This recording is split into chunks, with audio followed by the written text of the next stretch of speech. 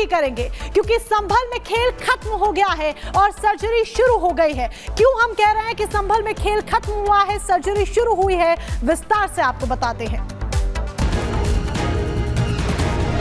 Surgery एक बार होगी और उस सर्जरी के लिए हमें तैयार रहना होगा।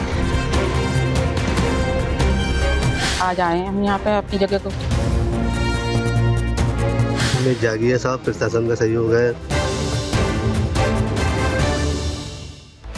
वो लोग जो 47 सालों से न्याय की उम्मीद लगाए बैठे थे, न्याय की आस लगाए बैठे थे, सीएम योगी उनकी उम्मीदों पर खरे उतरे हैं।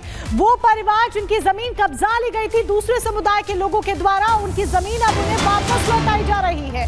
बड़ी खबर आपको संभल से इस वक्त की बता दें कि 47 साल पहले जो हुआ वो अब इंसाफ उसका दिया जा रहा है। संभल में सर्जरी शुरू हुई है, हिंदुओं को कब्जा दिलवाया जा रहा है।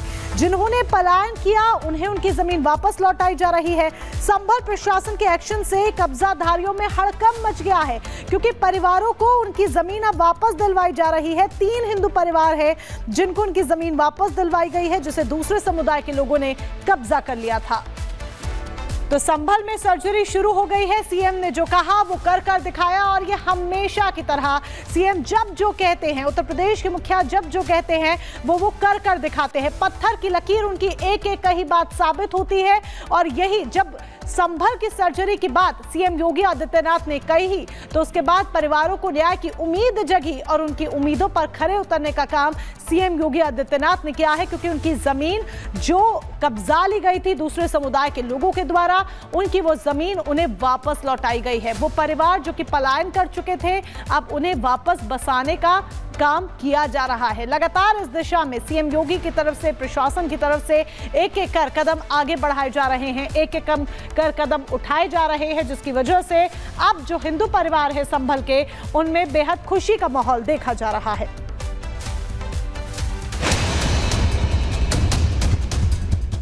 सर्जरी एक बार होगी और उस सर्जरी के लिए हमें तैयार रहना होगा।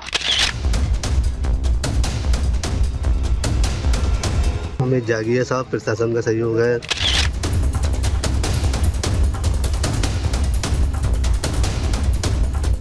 रिपब्लिक भारत के मंच से सीएम योगी ने कहा था कि एक बार आर पार हो जाए तो संभल में शायद आर पार की लड़ाई शुरू हो गई है। ये वक्फ बोर्ड है या कोई माफियाओं का बोर्ड है, भू माफियाओं का बोर्ड बन गया है।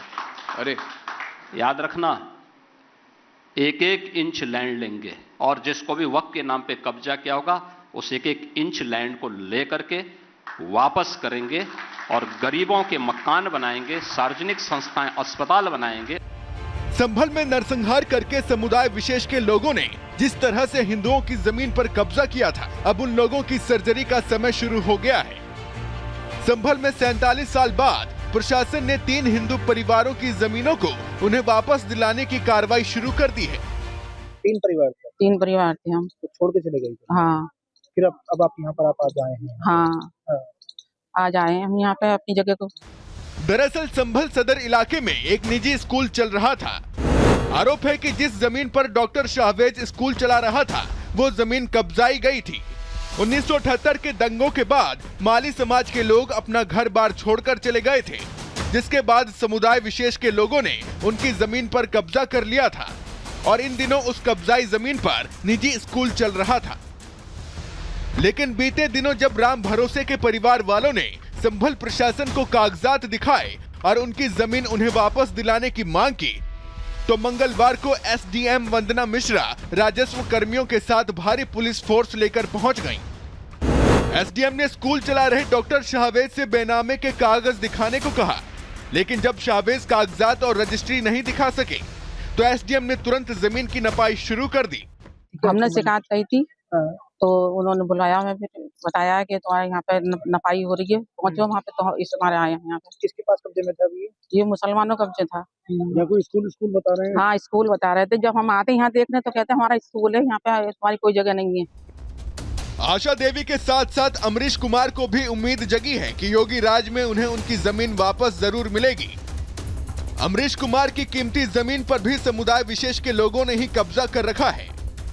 प्रशासन ने हमारे कागज सारे गए हुए हैं प्रशासन के पास। उम्मीद जागी है साहब, प्रशासन का सहयोग है।